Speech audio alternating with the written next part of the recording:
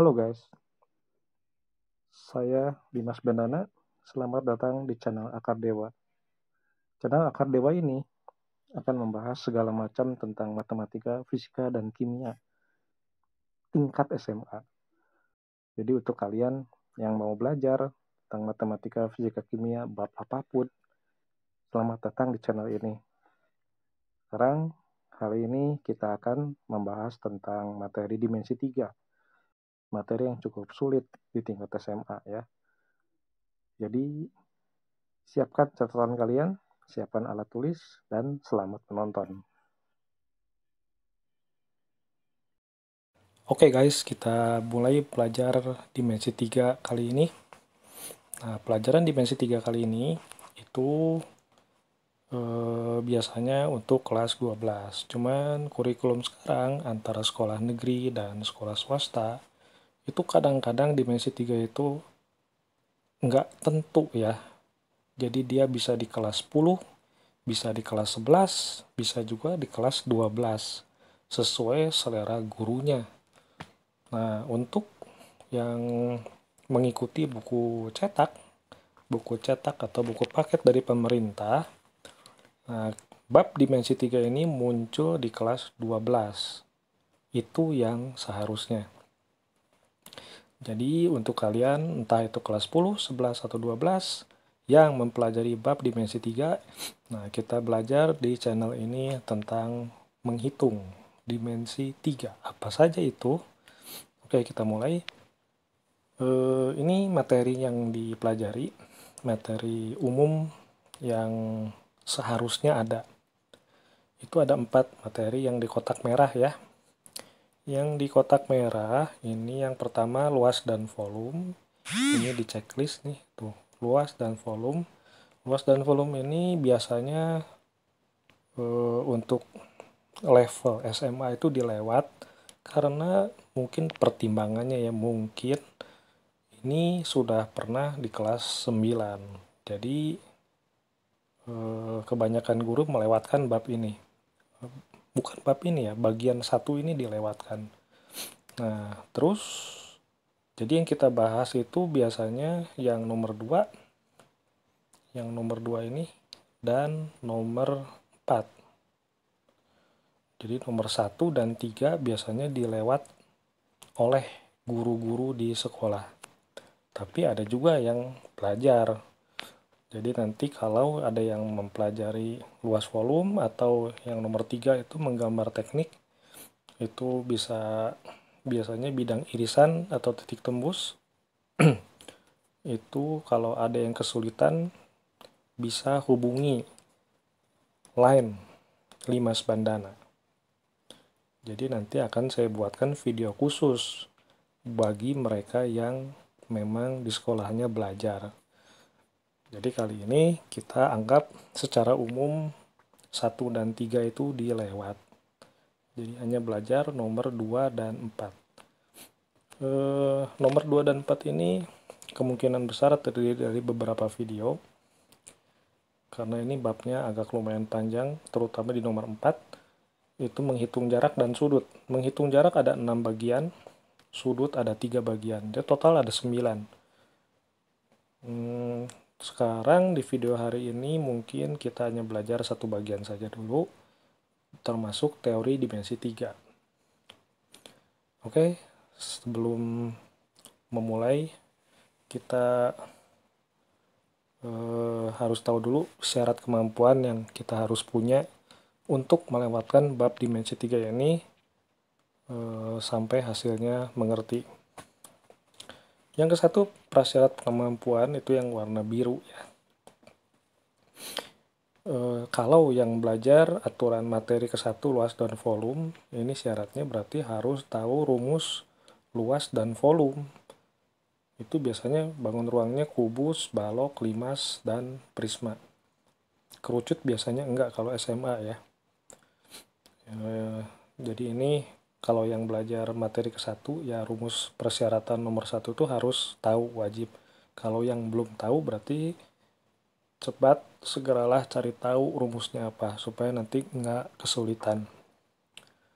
Nomor 2, syarat kedua itu harus tahu rumus dan sifat segitiga siku-siku, bisa sama sisi, sama kaki, dan sembarang. Nah, rumus dan sifatnya itu bisa dilihat di aturan kelas 10. Biasanya kelas 10 ya, membahas aturan segitiga. Terus yang syarat ketiga itu harus mengerti trigonometri dasar untuk segitiga siku-siku dan aturan kosinus, biasanya ini untuk segitiga sembarang. Trigonometri dasar itu seperti ya, kalau sin ya berarti depan per miring, kalau cos samping per miring, yang model-model kayak gitu. Kalau aturan cos berarti bukan segitiga siku-siku ya, nanti ada aturannya. Itu kelas 10. Nanti kita akan bahas ulang. Lalu yang keempat, kemampuannya adalah membayangkan bentuk dimensi 3. Jadi mau nggak mau kita harus membayangkan. Kalau kesulitan, saya punya tips itu membayangkan ruangan tempat di mana kalian berada. Biasanya ruangan itu bentuknya balok atau kubus. Nah, itu tipsnya. Oke. Nah, sekarang nanti abis ini kita lanjut akan mempelajari teori dimensi 3 dan jarak titik ke titik. Oke, dimulai dengan teori dimensi 3, bagian 1. Itu lihat gambar bagian kiri ya. Kita mulai dari bagian kiri. Itu bagian 1 adalah unsur utama dalam dimensi 3 itu titik, garis, dan bidang. Jadi seperti di gambar itu ada kubus.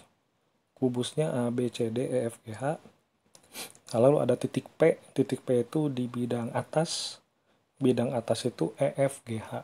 Jadi di tengah-tengah ya. Jadi antara EG dan HF perpotongannya itu di titik P. Jadi nanti untuk berikutnya, untuk mempermudah, ini harus tahu namanya bidang, misalnya bidang alas ABCD itu namanya alas. Terus kalau bidang atas itu EFGH. Kalau bidang kiri berarti ADHE. Bidang kanan berarti BCGF. Bidang depan berarti ABFE. Bidang belakang berarti DCGH. Nah, ini untuk mempermudah, karena kubus itu 6 sisi, depan, belakang, kiri, kanan, atas, bawah. Oke, ya, kita mulai yang bagian kanan. Ini teorinya selesai sampai A, B, C, D, E, sampai E ya, E itu 5. Oke, judulnya nomor 2 ini hubungan antara unsur dimensi 3. Yang A, hubungan antara titik dan garis. Nah, titik sama garis itu hubungannya cuma ada 2. Bukan baik-baik saja, tapi hubungannya adalah pada dan di luar. Contoh, yang pada. Nah, perhatikan gambar ya. Di gambar itu ada misalnya garis HF. Nah, yang namanya pada itu gini. Misalnya, ini langsung dicontohin.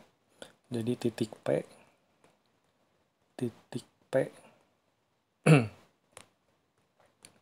pada garis HF. Nah, ini.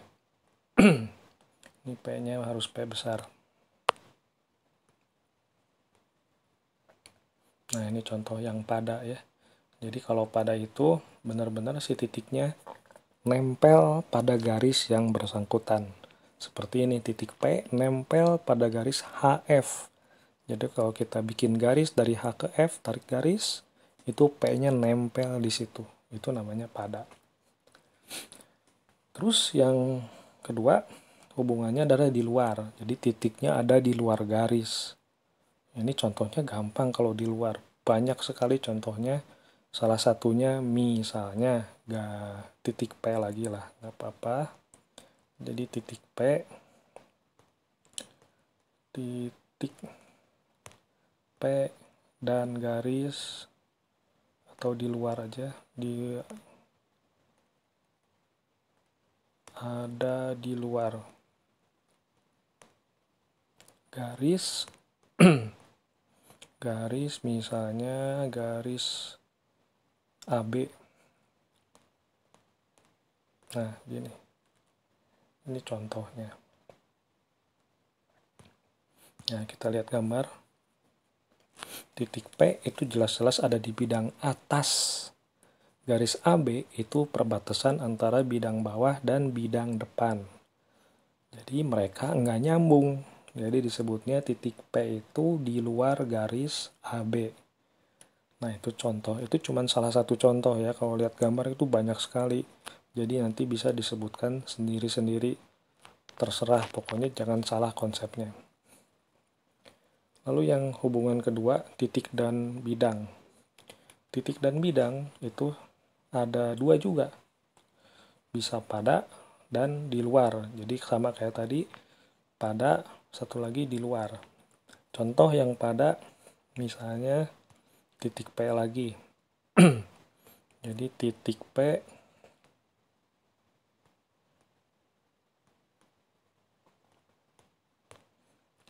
P pada bidang atas. Nah, bidang atas itu kan namanya EFGH. Nah, gitu.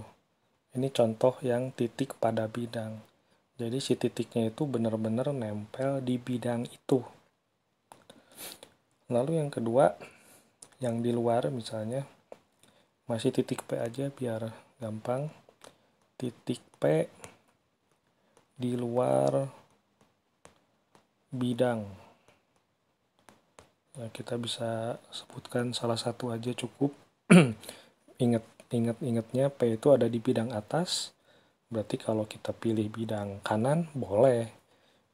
Pilih bidang bawah, boleh. Bidang belakang, boleh. Bidang depan, boleh. Karena bidang-bidang itu nggak ada titik P-nya, nggak nempel. Karena titik P kan nempelnya di bidang atas. Bukan di bidang depan, bukan di bidang belakang, bukan di bidang kiri, bukan di bidang kanan. Jadi nanti kita sebut aja salah satu bidang yang di luar P, misalnya bidang alas. Bidang alas. Alas itu berarti namanya A, B, C, D. Nah, kayak gitu. Bisa dilihat gambarnya ya, jelas sekali P itu di luar bidang alas.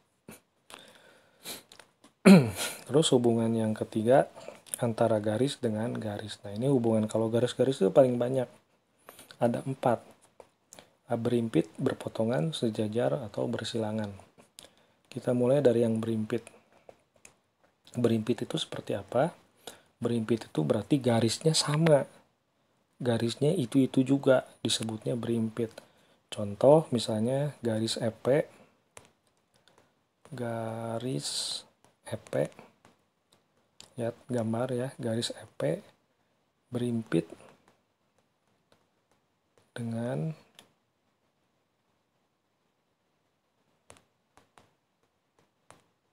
garis misalnya EG ya. EG. Boleh lihat gambarnya. EP itu bagian dari EG. EP itu EG juga, cuman setengahnya. Biarpun setengahnya atau seperberapanya, itu berarti mereka berimpit. Soalnya garisnya itu juga, nggak berubah.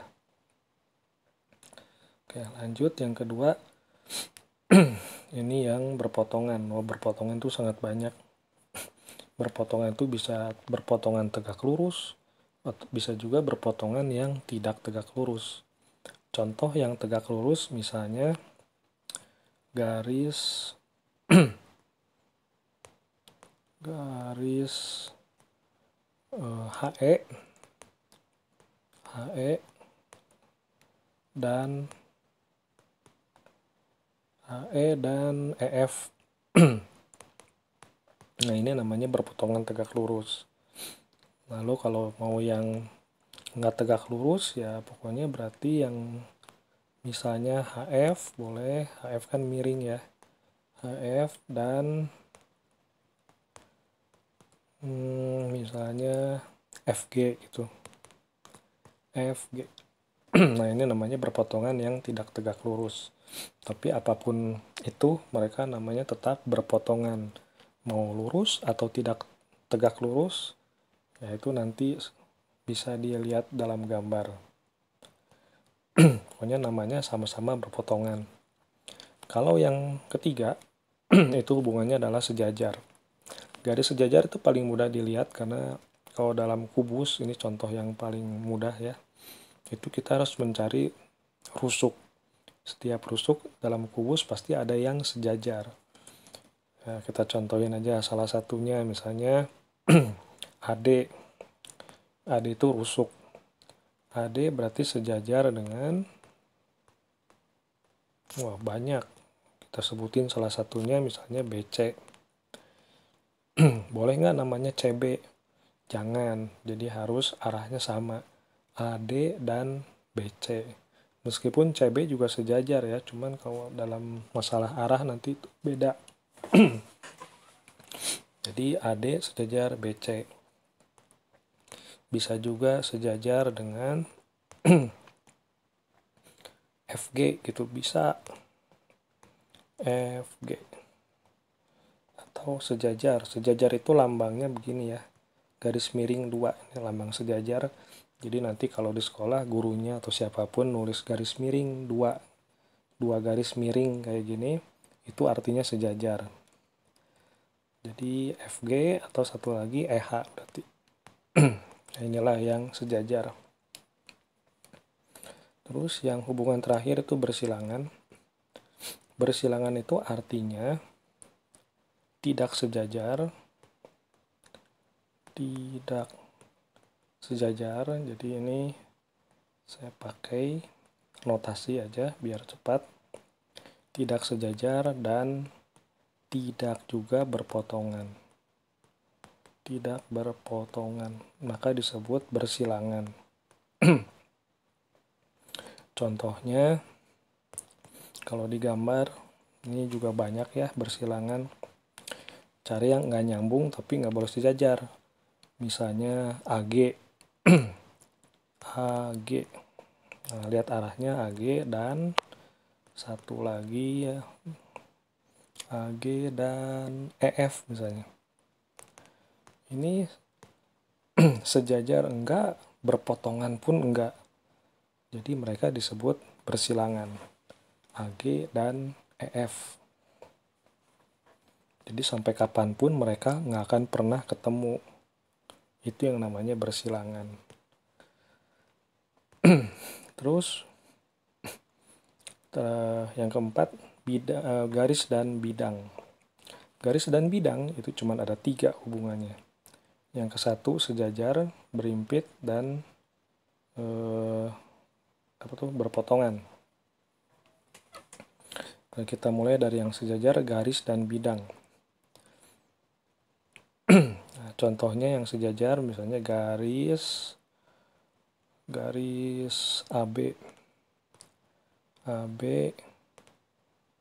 dan bidang. Ini garis yang sejajar bidang ya. AB berarti banyak nih, ada bidangnya, ada bidang atas misalnya. Bidang EFGH. Bisa, ini namanya sejajar. Atau bidang belakang, bisa juga.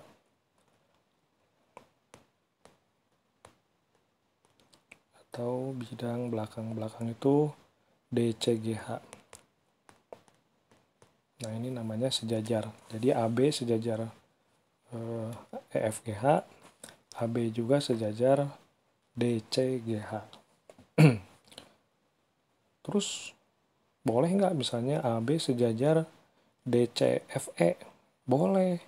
Soalnya masing-masing DC sejajar AB, FE juga sejajar AB. Jadi AB sejajar bidang DCFE. Ya, itu boleh juga. Jadi ini ceritanya banyak. Ya, atau kita tulis aja. Masih atau. Ini sejajar juga. Bidang DCFE. Nah, itu. Dan seterusnya ya. Ini tempatnya terbatas. Jadi kita stop saja contohnya sampai situ. Terus garis dan bidang yang berpotongan. Ini mudah. Misalnya garis DB misalnya ya. Garis DB itu berpotongan dengan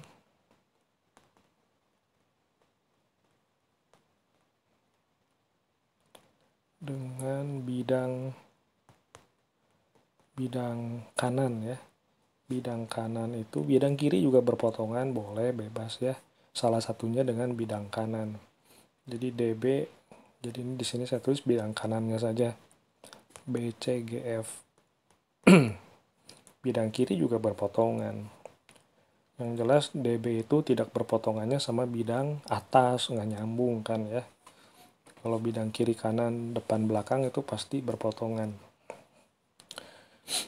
Oke, itu salah satunya. Cukup. Yang penting kebayang apa itu bedanya sejajar, berimpit, berpotongan. Tadi berpotongan ya, kalau nggak salah nulisnya. Terus kita pindah. Yang kedua itu berimpit. Nah, berpotongan di bawah ya. Jadi kita yang berimpit sekarang garis dan bidang yang berimpit berarti garisnya ada di bidang itu. Misalnya garis AB dan bidang, lihat AB berimpitnya dengan bidang apa? AB itu bisa bidang bawah, bisa bidang depan. Jadi AB dan bawah misalnya, kalau bidang bawah berarti ABCD. Jadi garis AB ada di bidang ABCD, namanya berimpit, nempel garisnya. Atau bisa juga bidang depan itu namanya ABFE. Nah, berarti garis AB nempel di bidang depan ABFE. Nah, itu namanya berimpit. Oke, tadi yang udah berpotongannya ketuker. Oke, bagian terakhir, bidang dengan bidang. Itu ada 3 macam, sejajar, berpotongan, dan berimpit. Oke, kita lihat yang mana saja yang namanya sejajar. Ini juga mudah, karena bentuknya kubus ya. Kita anggap aja bidang alas deh. Alas itu ABCD, ini bidang alas, dan bidang dengan bidang atas misalnya. Atas itu berarti EFGH. Nah, ini namanya sejajar. Sejajar itu nggak mungkin mereka bakal berpotongan. Jadi kalau diperpanjang atau diperluas, lurus, nggak pernah berpotongan. Itu yang namanya sejajar. Oke, terus yang kedua yang berpotongan. Nah, ini apa sih? Kebalikan dari sejajar ya. Kalau sejajar nggak mungkin berpotongan, kalau ini nggak mungkin sejajar. Misalnya ABCD lagi, biar mudah. Dengan sebentar, yang agak aneh, ABCD berpotongan dengan BCHE aja. Dengan BCHE. Banyak sebenarnya ya, ini saya pilih salah satunya. ABCD berpotongan dengan BCHE di titik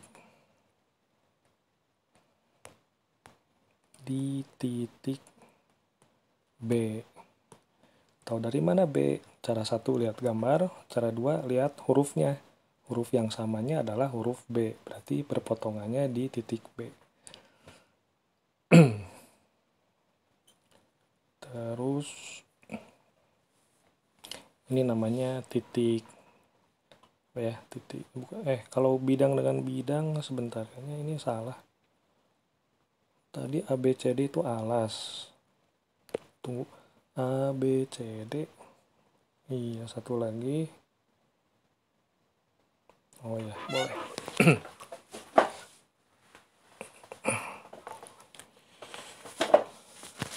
Ya, berpotongannya berarti di garis BC ya, bidang ABCD dan BCHF, yang samanya huruf B sama C. Berarti di titik, bukan titik ini. Perpotongannya berupa garis. Di garis BC. Nah, motongnya di situ. Jadi bisa kita lihat gambar ABCD sama BCHE itu motongnya di BC. BC itu namanya garis persekutuan ya, garis perpotongan. Oke, lanjut yang berikutnya terakhir, yang berimpit. Bidang yang berimpit. Nah, ini bidang yang berimpit itu kita yang mudah saja, misalnya bidang ABC dengan bidang ABCD. Dengan bidang ABCD. Nah, ini jelas-jelas berimpit. Coba dilihat, ABC itu sebentuknya segitiga. Segitiga itu di bidang alas. Nah, alasnya itu yang sebenarnya kan ABCD. Berarti kesimpulan bidang ABC dan bidang ABCD itu adalah berimpit. Nah, inilah teori-teori tentang dimensi 3, tentang berimpit, berpotongan, bersilangan. Nah, ini biasanya keluar di awal-awal pertemuan. Karena ini untuk mengetes pemahaman kita tentang dimensi 3. Ya, dengan ini selesailah teori dimensi 3. Yang berikutnya adalah menghitung jarak dalam dimensi 3. Nah, ini bagian ke-1 dari 9 bagian yang bakal dibahas di video Akar Dewa ini. Bagian ke-1 itu membahas jarak titik ke titik. Jadi kalau jarak titik ke titik itu sebenarnya paling mudah. Cuma kalau dilihat-lihat di pelajaran sekolah, itu guru-guru itu sukanya bertahap-tahap nyarinya ya. Padahal ini dalam satu langkah ini bisa selesai. Oke, kita belajar langsung langkah efektif untuk menentukan jarak 2 titik. Jadi langkahnya mungkin ini beda dengan pelajaran sekolah, tapi bisa dipraktekkan, dicoba, dan dilatih. Maka hitungan kalian akan jauh lebih cepat. Oke, kita mulai ya. Contohnya jarak titik ke titik. Langkahnya 2 langkah. Carilah maksimum 3 jalan lurus yang terdekat. Dengan syarat tidak boleh miring. Sebenarnya syarat tidak boleh miring ini opsional. Jadi dia miring boleh, cuman masalahnya kalau miring itu berarti kan kita menambah hitungan baru. Jadi hitungannya bakal lebih panjang gitu. Nyari ini dulu, nyari itu dulu. Nah, jadi untuk mempersingkat kita langsung nggak boleh miring. Jadi dia bisa lebih singkat. Lalu setelah ketemu rutenya 3 jalan maksimum ya. Jadi kalau maksimum itu maksimum 3, mentok di 3, nggak boleh lebih. Kalau kurang boleh, ketemu 2 jalan langsung dapat bisa. Ketemu 1 jalan bisa juga. Tapi nggak mungkin lebih dari 3, karena judul kita adalah dimensi 3. Mentok di angka 3. Kita lebih jelasnya kita contoh soal. Di sini ada contoh kubus ABCDEFGH, rusuknya 12. Ya, rusuknya 12. Jadi kita mulai coba jawab. Yang A. Nah, ini semoga cukup di sini ya. Yang A. Yang A itu pertanyaannya jarak A ke C. Jadi tulis dulu di sini jarak titik A ke titik C adalah, nah ini, lalu kita lihat gambar dari A ke C. Ini A ke C itu diagonal sisi ya.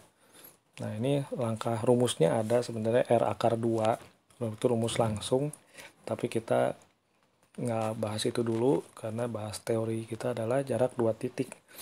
Nah, langkahnya dari A menuju C itu cukup 2 langkah. Jadi lihat di gambar kubusnya ya. Dari A mau ke C itu pasti lewat B. Ingat nggak boleh miring. Jadi A ke C tadi sebenarnya boleh miring, cuma nanti mikirnya double ya. Kita lihat A ke B dulu. A ke B itu berarti jaraknya 12, soalnya rusuknya 12. Dari B ke C juga 12. Nah, sampailah dia di C. Jadi muncul angka 12 sebanyak 2 kali.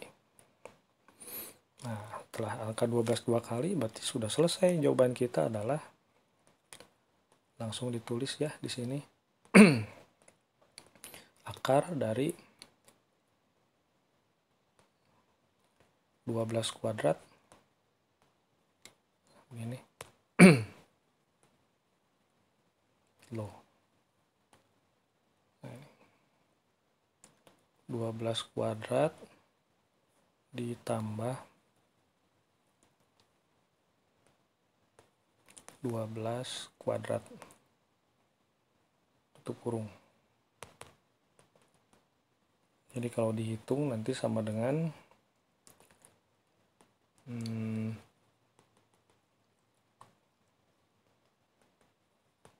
akar 12 kuadrat itu 144 ditambah 144. Berarti sama dengan akar 288. Jadi sama dengan lagi akar 288 berarti 12 akar 2. Nah, inilah rumus cepatnya. 12 akar 2.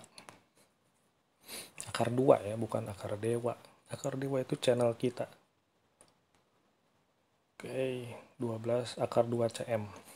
Ya, nomor B. Nomor B ini soalnya jarak E ke C. Kita tulis dulu. Jarak titik E ke C. Nah, ini kita lihat lagi sama dengan, kita lihat gambar dari E ke C. Sebentar ya, ini tak hapus dulu yang merah-merahnya, ini nanti mengacaukan. Nah, kita lihat ulang. Dari titik E ke C, dari E mau ke C.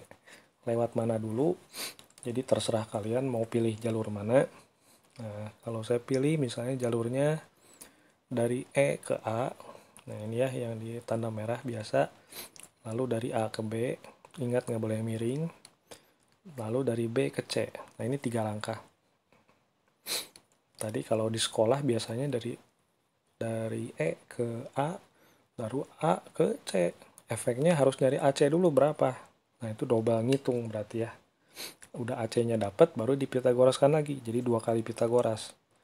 Nah, sekarang kita nggak mau 2 kali Pitagoraskan, itu makan waktu. Kalau ulangan, bukan cuma ngerti yang harus diperhatikan, tapi juga waktu. Karena kalian nggak selesai membuat soal ulangan, maka nilainya juga tidak sempurna. Ini itu harus selesai. Dari E ke C 3 langkah. Jadi nanti ditulisnya seperti ini.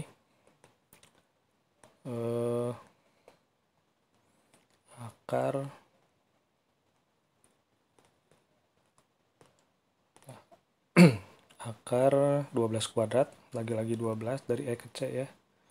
12 kuadrat tambah 12 lagi kuadrat tambah 12 lagi juga kuadrat. Nah, 12-nya muncul ada 3 kali. Ini kita pakai kurung. Soalnya di sini keyboardnya nggak ada akar yang besar. Jadi akarnya cuma 1 untuk semuanya. Kita hitung 12-nya muncul 3 kali. Oke, kita mulai cara cepat. Jangan dihitung satu-satu ya. Kayak tadi 144 itu lama. Aduh, ini lowbat. Ya sudahlah nanti ya. Sebentar lagi kita selesai. Nah, jadi ngitungnya 12-nya ada 3 kali. Jadi lebih bagus kita hitungnya 3 kali 12 kuadrat. Nah, gitu. Jadi seandainya kita akarkan, di akar ini, akar 3-nya diam di tempat, akar 12 kuadrat itu jadi 12. Jadi dia bisa keluar akar. Jadi jawabannya 12 akar 3. Akar 3-nya nggak bisa keluar. Nah, itu cara langsung. Kalau tadi nomor 1 sengaja biar hitungannya ada. Nomor B kita harus belajar cara langsung. Yang C itu soalnya jarak C ke P. Dari C ke P ini hapus dulu yang merah.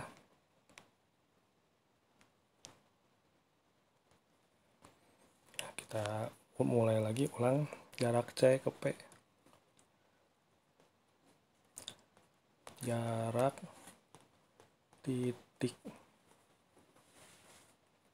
apa ini? Jarak titik C ke P sama dengan, oke, kita lihat lagi gambar dari C menuju P. C menuju P. Nah, ini P-nya tengah-tengah bidang. Jadi lihat gambar dulu. Dari C itu misalnya ke atas, ke G. Ini 12. Terus dari G, misalnya ke tengah-tengah GH. Jadi kan nggak boleh miring ya, jadi harus ke tengah-tengah GH dulu, ke sini. Nah, sampai tengah-tengah baru menuju ke P. Jadi dia 3 langkah. Dari C ke G 12, dari G ke tengah-tengah situ berarti 6 setengahnya. Dari situ ke titik P 6 juga. Yang belum kebayang coba digambar yang lebih rapi. Ini mudah kok. Jadi jawabannya ini nanti nulisnya Pitagorasnya udah terbentuk ya. Jadi akar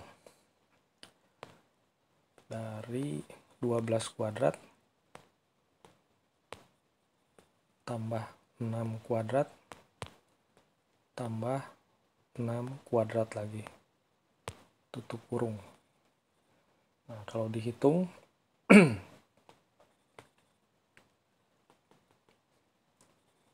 nah, ini versi cepat ngitungnya ya. Jadi anggaplah 6 itu X, 12 itu 2X. Jadi 12 kuadrat berarti 2X di kuadrat. Berarti 4X kuadrat. Ditambah 6 itu tadi X kuadrat. Tambah lagi X kuadrat. Jadi total 6X kuadrat. Jadi kalau di akar, 6-nya nggak bisa keluar, X-nya yang bisa keluar. Jadi jawabannya X akar 6. X itu tadi angka 6. Berarti ini jawabannya 6 akar 6. Yang nggak ngerti, tonton ulang. Diulang-ulang terus sampai ngerti. Masih nggak ngerti juga, hubungi line Limas Bandana. Nanti saya jelaskan lebih rinci lagi. Oke, yang ini selesai. Bagian D sekarang.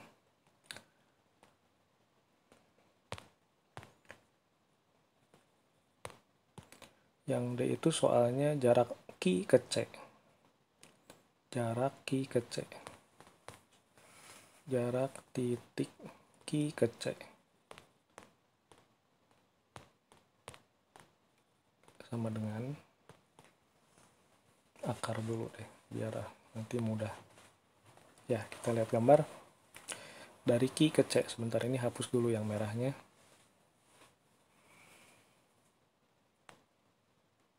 Ya, udah dihapus. Kita mulai dari Q ke C. Q-nya di sini, ya kita ke bawah dulu jaraknya ya. Q ke A dulu, berarti dia 6. Dari A ke B, 12. Dari B ke C, 12. Berarti 6, 12, 12. Berarti jawabannya, kita langsung jawab 6 kuadrat. 6 kuadrat tambah 12 kuadrat tambah 12 kuadrat juga. Nah gitu. Baru terakhir tutup kurung. Jadi kalau dihitung, kita masukin lagi hitungan versi cepat. Jadi kalau gini, kalau malas menghitung, bisa kita misalkan 6 itu X. Yang paling kecil dimisalkan X. 12 itu 2X. Jadi X kuadrat tambah 2X kuadrat tambah 2X kuadrat. Jadi kalau di total 9X kuadrat. Akar 9X kuadrat berarti X akar 9. Akar 9 itu 3. Berarti 3X. Berarti jawabannya 3 kali 6. 3 kali 6 adalah 18. Nah, inilah jawabannya. Yang belum ngerti, diulang-ulang sampai ngerti. Ini tips untuk menghitung cepat. Yang E, jarak titik P ke Q. Tulis dulu jarak titik P ke Q. Titik P ke Q sama dengan akar kurung. Kita lihat dulu gambar dari P ke Q. Hapus dulu yang merahnya.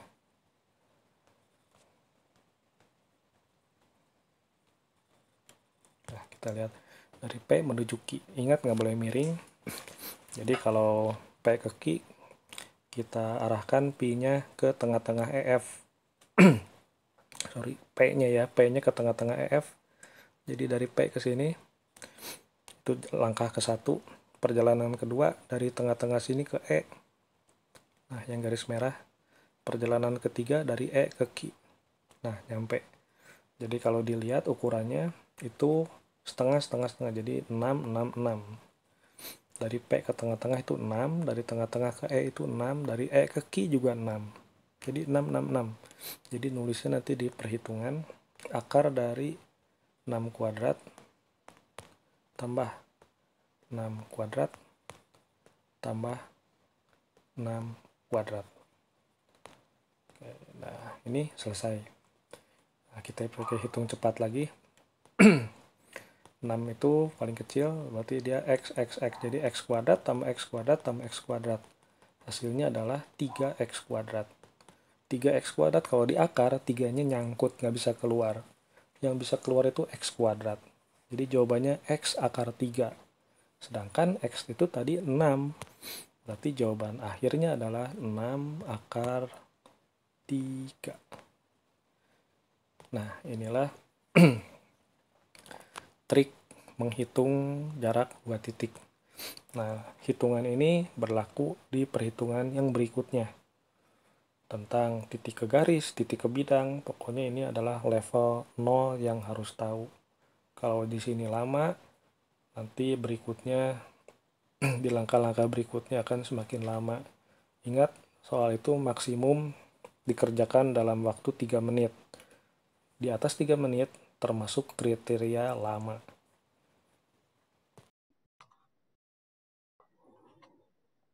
Ya, bagaimana guys tentang video tadi? Apa pendapat kalian? Apakah kalian mengerti pembahasannya? Dan jangan lupa video tadi itu bukan cara cepat, tapi itu adalah strategi terobosan untuk menjadi cepat. Artinya cara biasa yang sering kalian gunakan hanya diterobos sehingga menjadi lebih cepat. Oke, jadi bukan cara cepat. Nah, cara terobosan ini sering digunakan untuk menghadapi tes, ulangan, atau apapun, karena 90% dari kalian pasti sering mengalami waktu yang pas-pasan, bahkan nggak keburu waktu mengerjakan soal matematika. Nah, kalian suka video ini, jangan lupa subscribe untuk mendapatkan notif-notif di video berikutnya yang pasti akan membahas tentang semua bab matematika, fisika, dan kimia. Oke, selamat belajar dan sampai jumpa.